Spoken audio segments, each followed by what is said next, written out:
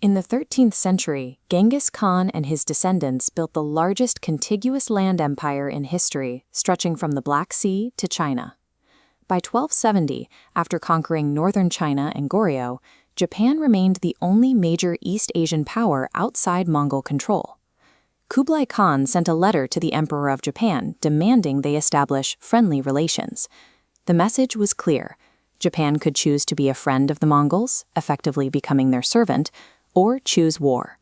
The military leaders of Japan chose to ignore the message entirely. This silence forced the world's most dominant land-based army to attempt something outside their expertise. To conquer Japan, the Mongol forces would have to launch a massive, unprecedented naval invasion across the sea. Real power in Japan rested with the shogunate, a military government. Its soldiers were the samurai, an elite warrior class who spent their lives training and perfecting their martial skills. Their entire culture was built on Bushido, the way of the warrior. This code mandated absolute loyalty to a lord and placed honor above all else. Within Bushido, surrendering to an enemy was considered a deep insult to one's honor. It was better to die in battle or take one's own life than to give up. This cultural commitment meant the Mongol invasion would meet a defense that was physically incapable of surrendering. The samurai were prepared to fight until their home soil was either saved or completely soaked in their blood. In November 1274, a force of 40,000 Mongol and Goryeo soldiers landed on the beaches of Tsushima. These two warring armies were complete tactical opposites. Mongol archers used armor-piercing arrows to pick off targets from horseback at a distance. The Japanese samurai specialized in close-quarter sword fighting, where they frequently overwhelmed the Mongol infantry.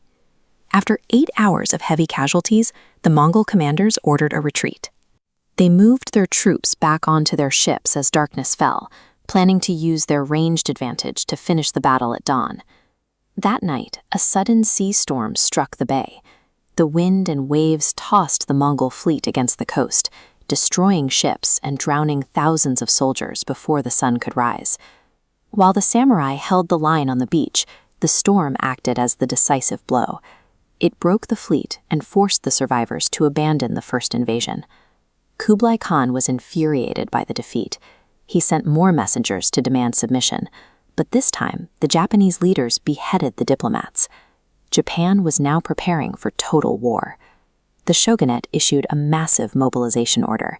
They mandated weapons training for all healthy men, including farmers and laborers, and organized nationwide archery competitions to prepare for the return of the Mongol fleet. The most significant preparation was the construction of a massive stone seawall along the coast. It was designed to block incoming ships from reaching the beach, denying the Mongols a beachhead where they could safely land their thousands of troops. Japan was no longer just an isolated island. It had become a total war fortress. Every resource was gambled on the hope that they could stop the invasion at the water's edge.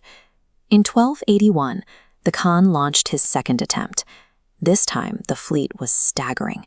150,000 soldiers spread across 4,400 ships. It was an invasion force the world had never seen before. The Japanese seawall successfully delayed the landing. For months, the Mongols were forced to stay on their ships, launching small raiding parties, but failing to break through the stone fortifications and secure the inland capitals. To create stable platforms for their archers in the choppy water, the Mongol commanders lashed their ships together with heavy ropes. On August 15th, while the fleet was still chained together near the Takashima Islands, a massive typhoon struck. Because the ships were physically tied to one another, they could not scatter to avoid collisions or escape the crashing swells. Roughly half the fleet was destroyed within hours. The survivors were left without equipment or weapons on the island, where the samurai quickly attacked and finished them off. The destruction of the largest armada in history resulted from a catastrophic logistical failure. By chaining their ships together for stability, the Mongols had inadvertently created a massive target for a storm they couldn't escape. The loss of the fleet was a permanent blow to Mongol power. Without their navy, Kublai Khan gave up on Japan, and the Mongol Empire was forced to limit its expansion to lands they could reach by horse. Inside Japan, the victory was bittersweet. Defensive wars yield no new land or treasure to distribute. leaving the shogunate bankrupted and unable to reward the samurai who had defended the country. This lack of rewards weakened the government's authority and helped trigger centuries of isolation. Japan closed its gates to the outside world, convinced that they had no need for the civilizations across the sea. To the Japanese people, the timing of the storms felt like divine intervention. They began calling the typhoons Kamikaze, or divine wind. 6 centuries later, in World War II, Japan was once again facing an overwhelming naval invasion from the United States. Desperate to protect the home islands, Japanese pilots adopted the title of the ancient storms. These kamikaze pilots became human weapons, sacrificing their lives to crash into American warships in a final attempt to repeat the miracle of the 13th century. They used aircraft like the Mitsubishi Zero to carry out these missions, tying the pilot's code of sacrifice back to the legend of a wind that could break an empire. In the end, the Mongol Empire's reach was dictated by the sea. The largest land force in history was halted at the coastline, where the survival of a nation depended not on its sword, but on the timing of a storm.